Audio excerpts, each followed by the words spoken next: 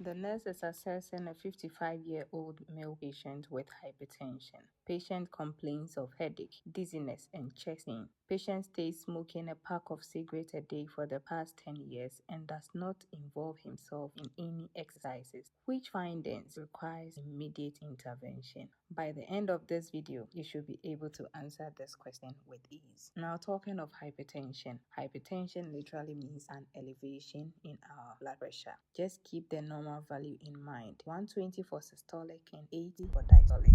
Systolic means when there is an increase in pressure within the arteries when the heart contracts. Diastolic means when the heart relaxes. And now for the pathophysiology. Any activity that causes an increase in our peripheral resistance is going to increase our cardiac output and increase our blood pressure. We mentioned atherosclerosis in our previous video as one of the common causes for hypertension.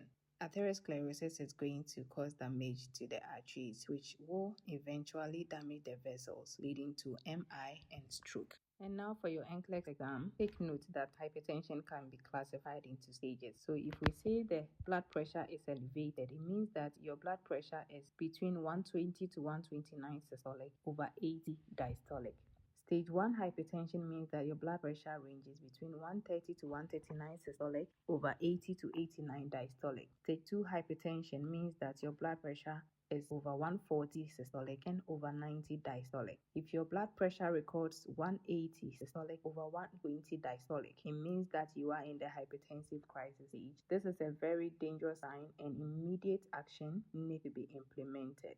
And now for the signs and symptoms. Usually hypertension is asymptomatic. That is why we term it as the silent killer. If the patient starts complaining of headache, blurred vision, chest pain, is indicative of a hypertensive crisis. And now for the types of hypertension, we are going to group them into primary and secondary types. Okay, so for the primary risk factors, family history is one. For family history, if your father, your mother, or any direct sibling has ever been diagnosed of hypertension, then you also stand a chance of being diagnosed of one. Increased sodium intake. It is recommended that our sodium intake should not exceed 2 grams. So any increased intake of sodium or salt can increase your risk for getting hypertension. And then obesity. So for the obesity, we are going to use the waist circumference. So for waist circumference, if a female waist circumference is above 35 and a male waist circumference is above 45, then they also stand a chance of getting hypertension. And then hyperlipidemia, which we talked about in our previous video. If you haven't watched that, do so.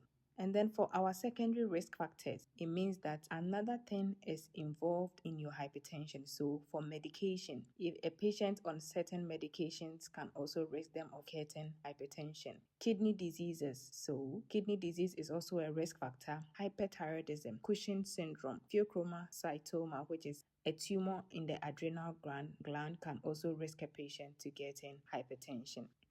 And now for our medical management, patients will be placed on diuretics. So an example is thiazide diuretics. They can reduce our blood pressure. The essence of giving diuretics is to reduce the cardiac output. In our pathophysiology, we stated that any activities that increase the cardiac output can also make a patient get hypertension. So we are giving thiazide diuretics to reduce the cardiac output. Other antihypertensives such as calcium channel blockers, example nifedipine, beta blockers, an example is propranolol, angiotensin converting enzyme inhibitors, an example is lisinopril. All these drugs are antihypertensives that may be prescribed for patients with hypertension. And now for our teaching, our nursing management, we are going to educate the patient on a DASH diet, so a diet free of fat and more of fruit and vegetables. And then also we will educate the patient on the consumption of sodium, a decreased amount. So we stated that the salt intake should not exceed 2 grams in a day. Foods that is free of cholesterol, and then we educate the patient to quit smoking. So the risk factors we stated up earlier on, the modifiable ones are the ones we are going to talk about. Modifiable means that the ones we can do something about. So if a patient smoke, we can educate them to stop or cease smoking. If patient consumes high salt diet, we educate them to reduce their salt intake to at least 2 grams in a day. This means that in our education, we are going to tell them that foods such as canned foods contains lots of salt, so they should cease eating canned food, which may increase their risk. And also, if they are still taking the canned foods, they should still read labels and know the content before taking it. And then also, they should cease taking of alcohol, and then they should always report for regular monitoring of their blood pressure. And now for the diagnosis.